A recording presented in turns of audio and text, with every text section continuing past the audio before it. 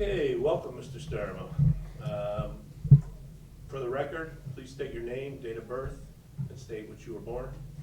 1942. I'm Bill Sturma, and we're Bunnell parents. We're Bunnell guys. What branch of service were you in? U.S. Navy. Okay. And what was your highest rank in the Navy? I was a sonorman second class. They classify it with E numbers as E5. Okay. In what general location did you serve? I was stationed aboard a ship, destroyer, USS Hazelwood, 531. I went to boot camp in Great Lakes, Illinois. I also went to school down in Florida for being a sonorman. Where were you living at the time when you made your decision to go into the Navy? I lived in Fairfield, Connecticut. I think my main reason for going in the Navy, as opposed to other services, was my background on the water. I lived near the water. My dad had boats, and I always enjoyed being on the water. So that kind of pushed me that direction. And what was the date that you recall, if you could recall, when you actually joined? Yeah, I believe I was sworn in September. I don't remember the exact date. It was in New York City. I took the oath of office. Yeah. Okay. Tell me about your first few days in the service. First few days, chaos. I forgot to tell you the year, but it was 1960. Since I remember 1960, I joined up. We went off to New York, a bunch of us to be sworn in, and we got on a train and headed out to Great Lakes, Illinois, where the boot camp, Navy boot camp was. And I spent 8 weeks there at boot camp, being converted from a civilian into a sailor. Training was pretty intense. Do you remember any of your instructors? Yeah, the what we call the company commander. Wow, don't remember his name, but he was tough. All right, he basically rode us as much as he could to make us into sailors. Any of the kids that might be going into service would have to be experiencing that too as well. Did you do anything to get through the boot camp session? Was it, to keep your spirits high when things got tough? Was there anything you remember you specifically did, or? I always wrote back to my girlfriend at the time, who's my wife, sitting there. But we had a lot of training and a lot of testing. Everything they gave us each week, we got tested on at the end of the week, and you had to pass those tests. If you didn't pass, you would go over, take it over again, and then try again. There were other activities that we had in addition to the actual formal training. I actually sang in the Blue Jackets choir on Sundays. One of the reasons I did that was to get off the base and get a little freedom. So I had a chance to see the real life on what they called on the other side of the camp. But we always clowned around. We had some fun in addition to the formal training. After boot camp, where did you go? Went home for 2 weeks leave. That was around Christmas time. I went Thanksgiving and Christmas. And then I went to Key West, Florida for about 6 months of training as a sonarman. That was my first Christmas away from home. It was kind of strange to see Santa Claus and these backgrounds around a pool with palm trees. No snow. But Key West was pretty good duty. Once again, did a lot of studying and a lot of training. What was your assignment there? Again, to convert me from a plain old sailor into a trained technician who could operate sonar equipment, and our job was to chase submarines. All right, that was our primary job. So we had 8 weeks of electronics training, another 8 weeks of learning the equipment, learning the schematics and the electrical testing of the equipment. and then roughly another 8 weeks of actually working with sonar. We went aboard a ship. I've got a little model there. And they trained us how to use the equipment. So we went out in the water and chased submarines. Now, you mentioned your training, but describe a normal day during that time for you. During the school time? Yeah. Yeah. Well, I guess the first 8 weeks we were in class. 6, 8 hours of classroom. We learned how to build a radio, for example. That was one of the first things we learned in the electronics part of it. And afterwards, we would do some maybe some Navy stuff, and then we had free time. Any chance we got, we would, on weekends, we would head out to Miami. So we took a bus or a car from Key West all the way out to Miami. Main reason for that was get to see girls, have some fun. We'd get on the beaches and relax a little bit. And you needed that. Yeah. Were you awarded any citations or medals during your time? Yeah, I got the Good Conduct Medal for being a good boy. We got the Navy Expeditionary Medal for being in the Cuban crisis, which we'll probably talk about a little later.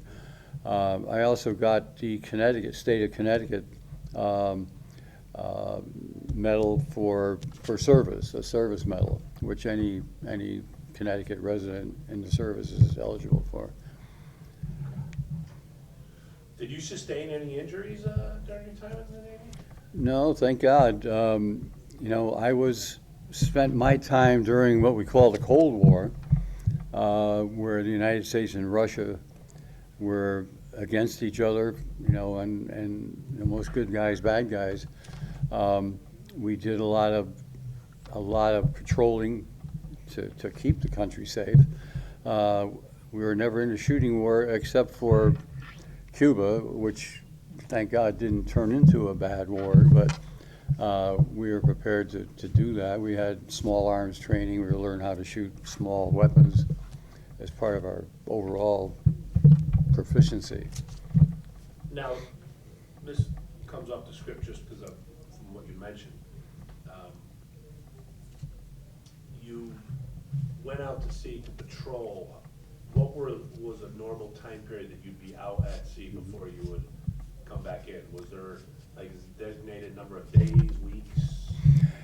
Yeah, not really. The Navy is really on call for any time that something comes up. We were actually in a special squadron in Newport. I was stationed in Newport. I should have mentioned that. We were Destroyer Group 2, and we actually took new equipment, new weapons, new systems, and tried them out on our ship and then before the Navy would decide they would use this new system or install this whatever, new gun or whatever. So those kind of things lasted maybe anywhere from a few days to a few weeks out on the water. When we weren't doing that, we were part of the fleet, and we'd be called out to patrol, maybe take trips, do training. We would go down to the southern climate off of Puerto Rico and go through qualification training. Every ship, particularly destroyers, because we did everything, we had to be trained every so often on how to shoot our guns, how to chase the submarines, how to use torpedoes. And that would last usually a matter of weeks also. We did some additional training with other countries. We worked with the Canadians. We would go up into the North Atlantic and chase submarines with their ships. So that's the type of thing we were always doing something like that. While you were in the Navy, how did you keep in touch with your family? We certainly didn't have the things that the kids have today. Letters. Just a little while ago, my wife and I went up to the attic and we found big boxes of letters. I wrote to her almost every day, and so that was the snail mail way of keeping track and keeping in touch. And the other thing was telephones. Those things, you know, that you had to pick up and answer, dial. Okay.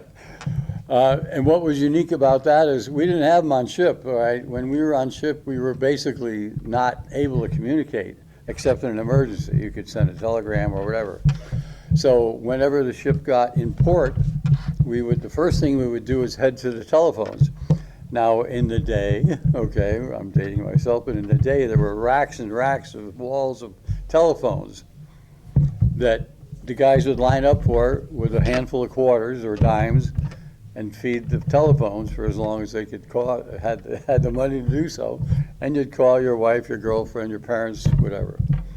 So those were our ways of communicating back in the 60s. Obviously, you can open up your laptop, get on Snapchat, whatever, get on FaceTime, and say hi to your family.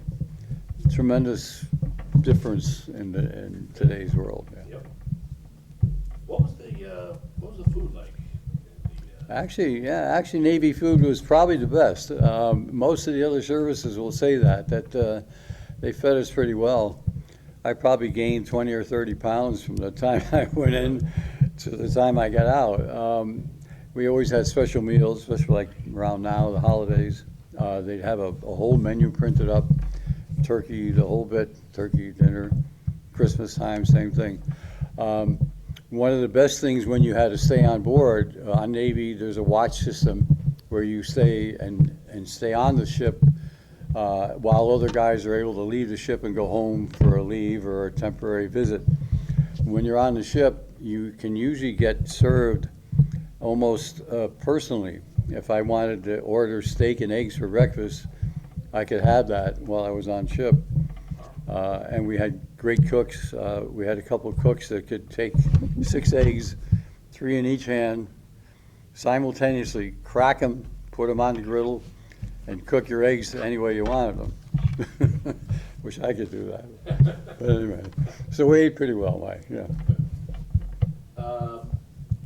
Did you feel any pressure or stress?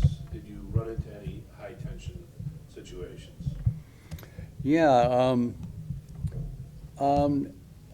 I did mention the Cuban Missile Crisis. That was probably the one time where we came close to going to war, nuclear war, and thank God it didn't happen. When President Kennedy, if you guys remember your history,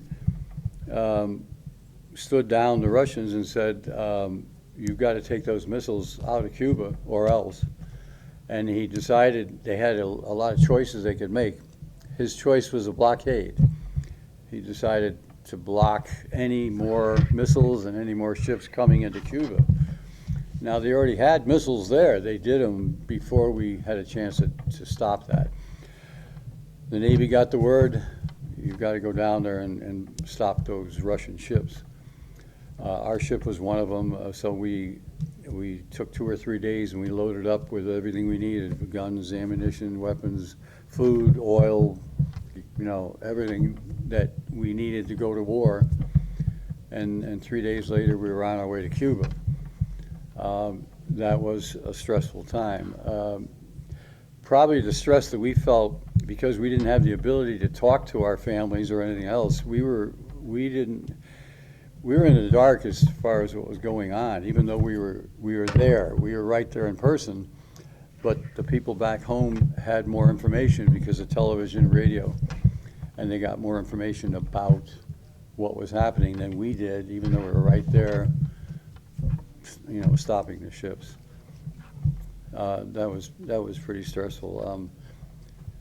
I know I show the movie 13 Days good. in class, even though we haven't seen it yet. Mhm. And from what I've done my research on, it seems to be pretty accurate. Yeah. To actually what actually did go on, even behind the scenes. Yeah. How close we really were to war. So a lot of the younger generation may not know how close it was, you know, just in general. So. Yeah, it's a movie I recommend for any youngster to see. You don't ever want to think of that happening. It could be the end of the world if we ever got that far. Thank God that the saner heads prevailed, and they stopped doing it. They took the missiles out, and we got back to normal. But that's the Navy's job. Our job is to provide protection for our country and other countries around the world. And you can only do that with ships. The background here with the carriers, we project power, they call it projecting power, when they can put one of these aircraft carriers out with the power that these airplanes represent. Not, no other country has that kind of power. I shouldn't say no other country, they have carriers, but not to the strength that we have. And our job, our little guy, they call those the big boys, and they called our ships the little boys. But our job was to guard the carriers and other large ships. Did you go anywhere on leave during your time? Were able to go to different places? Sure. Yeah, the old saying, join the Navy and see the world, is still true. In boot camp, I was stationed in Great Lakes, but we got to Chicago, one of the biggest cities in our country, on weekends. Milwaukee, a great place for beer. They're known for beer. When I was on board ship, we traveled everywhere from Nova Scotia all the way up and down the East Coast, all the way down to Puerto Rico, Cuba, everywhere in between. I didn't get overseas. The 3 years I was in, our ship didn't go overseas except when I got out, and they did take a European trip. And you guys got to see a lot of the European capitals, places like that. But yeah, there's a lot to see in the world. Yeah. Well, probably one of the reasons was the fact that during the Cold War, they probably needed you more along the coast, probably at that point than anything. Yeah. You know what I mean? Yeah. Nowadays, the ships that are being built actually are being built for local wars or local skirmishes. Vietnam was actually along the water. A lot of the crises that have happened in years have been coastal oriented, and so they don't need big ships anymore. They need smaller, fast, agile ships, and that's what they're building. Yeah. Do you recall anything humorous or unusual during your time in the Navy? Yeah, we have to remember that we had good times as well between the crises, but we always had great ships parties. It was a way for blowing off steam, and I can remember one funny incident. We had a sailor who was actually in the Army first, and then he went and joined the Navy. So even though he was a Navy man, we called him Sarge. All right, that's typical. But one day he had a little too much to drink, and he was coming back on board, and he lost his wallet overboard in the water. And while that's kind of funny, it wasn't so funny when he started to try to go overboard to get it. We had to hold him back, all right, from going in after his wallet. Just silly stuff like that. But yeah, we always had a lot of fun.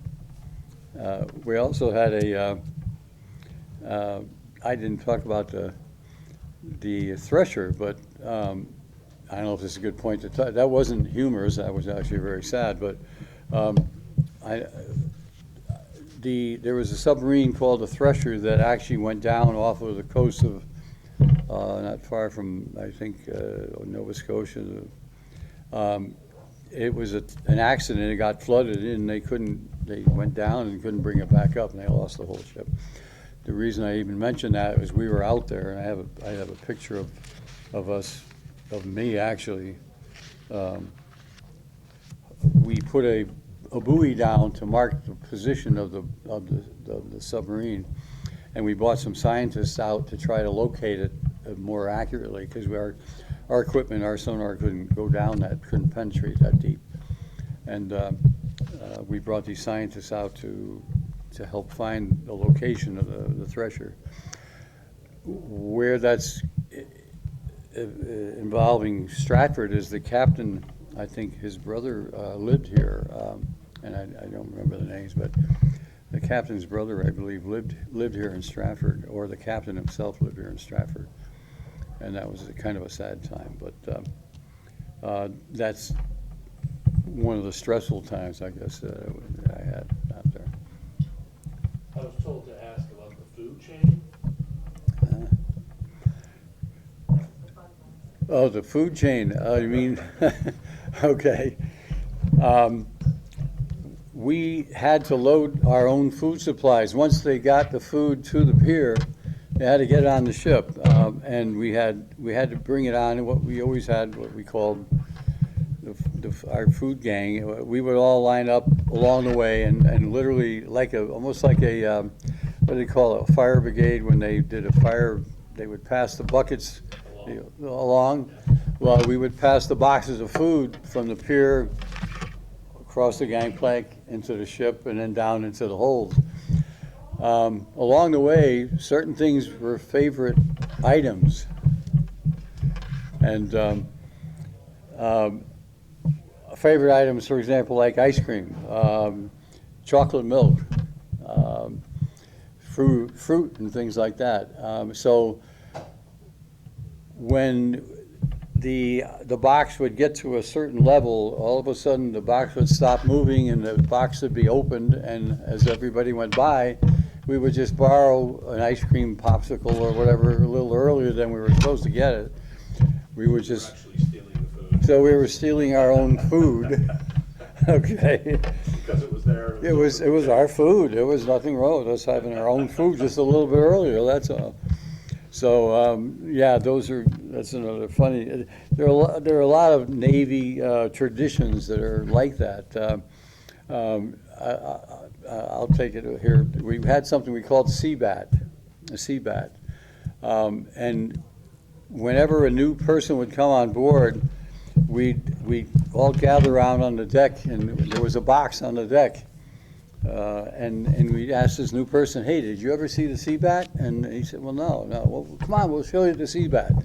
So we'd take him over to the deck. Of course, everybody's standing around, and we're so, go ahead, take a peek, lift the box up and see the CBAT. So the guy would bend over, and about 3 or 4 guys would take out these big bats, flat bats, and whack the guy as he was bending over. So okay. you were hazing. We were hazing. We're not supposed to say that we were hazing. Hazing is not a good thing in any school. But it was a way of introducing him to some fun and making fun, and most of the guys took it pretty well. Okay, when your service ended, tell me about being discharged and that final day. Mm-hmm. Actually, the final day, we would become what we call short timers, and we had something called a short timers chain. Basically, it was something the kids would carry, a bead chain hanging off their belts or whatever, and maybe you're carrying keys or something. Well, we would count the beads in the chain, and as you got shorter and shorter towards your day of discharge, your chain would get